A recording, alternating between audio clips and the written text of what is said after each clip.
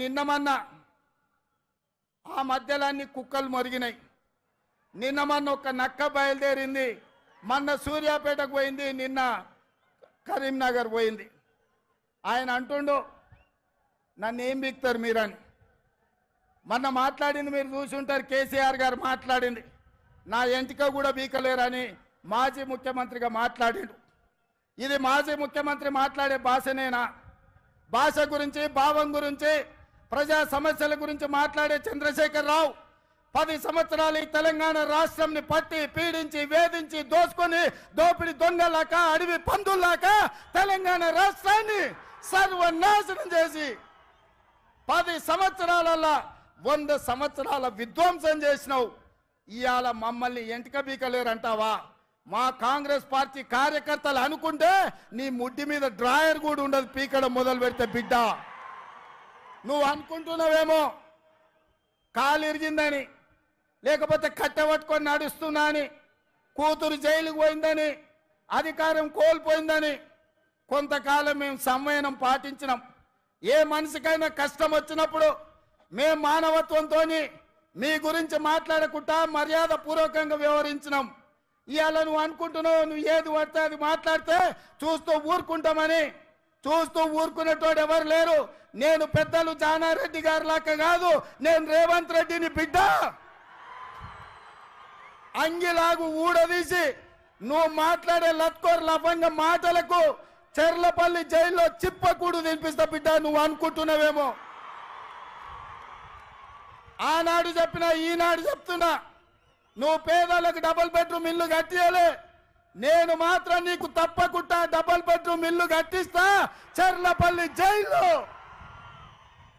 ఎందుకంటే కొడుకు కోడలు వస్తే యాడు ఉండాలి, బిడ్డ అల్లుడు వస్తే యాడు ఉండాలి. అందరు కలిసి చెర్లపల్లి జైల్లో ఉండేటట్టు మీకు డబుల్ బెడ్రూమ్ ఇల్లు కట్టించే బాధ్యత మా లక్షలాది మంది కాంగ్రెస్ పార్టీ కార్యకర్తలు తీసుకుంటారని చెప్పి నేను ఈ వేదిక మీద నుంచి చెప్పదలుచుకున్నా. అందుకే మిత్రులారా, మీరు ఆలోచన చేయండి. డిసెంబర్ 7 నాడు మనం అధికారం చేపట్టి డిసెంబర్ 9 నాడు ఆడబిడ్డల ఆర్టీసీలో ఉచిత ప్రయాణం, రాజీవ్ ఆరోగ్యశ్రీ ద్వారా ప్రతి పేదవాడికి 10 లక్షల రూపాయలు ఉచితంగా వైద్యాన్ని అందించే నిర్ణయాలు తీసుకున్నాం. ఇదే కాదు, మా మిత్రుడు పెద్దలు బట్టి విక్రమార్క గారు ఆర్థిక సమస్యలు, రాష్ట్రం సంక్షోభంలో ఉంటే, జీతభత్యాలు ఇవ్వలేని పరిస్థితిలో రాష్ట్రం ఉంటే ప్రభుత్వ ఉద్యోగులకు అదేవిధంగా పెన్షన్దారులకు 1వ తారీఖు నాడు జీతభత్యాలు ఇచ్చి రాష్ట్ర ఆర్థిక పరిస్థితిని గాడిలో పెట్టిండు.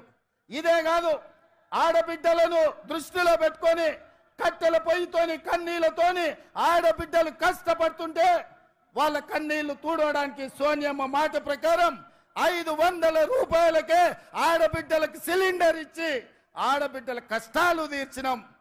అదే కాదు, పేదవాళ్లకు ఇంటింటికి ఉచితంగా 200 యూనిట్ల పథకాన్ని అమలు చేసి నిరూపించినాం. ఇదే కాదు, ఇవాళ చంద్రశేఖర్ రావు గారిని నేను అడుగుతున్నా, ఆనాడు పల్లెల్లో, తండాలలో, గూడాలలో ఇందిరమ్మ ఇండ్లు 25 లక్షలు మేము కట్టించినాం. మా కోమటిరెడ్డి ఎంకన్నా చెప్తున్నాడు ఇందిరమ్మ ఇండ్ల గురించి నువ్వు చెప్పాలి అని. మిత్రులారా, నేను ఇవాళ అడుగుతున్నా, 10 ఏళ్లలో సన్నాసి కట్టించిన, సోయిలేని ప్రభుత్వం కట్టించిన డబుల్ బెడ్రూమ్ ఇండ్లు ఎన్ని ఉన్నాయి? ఇవాళ మనం 4.5 లక్షల ఇందిరమ్మ ఇండ్లు 22,500 కోట్లతో ఖమ్మం జిల్లాలో మిత్రుడు పొంగులేటి శ్రీనివాసరెడ్డి ఆ శాఖలో మనం పనులు ప్రారంభించుకున్నాం.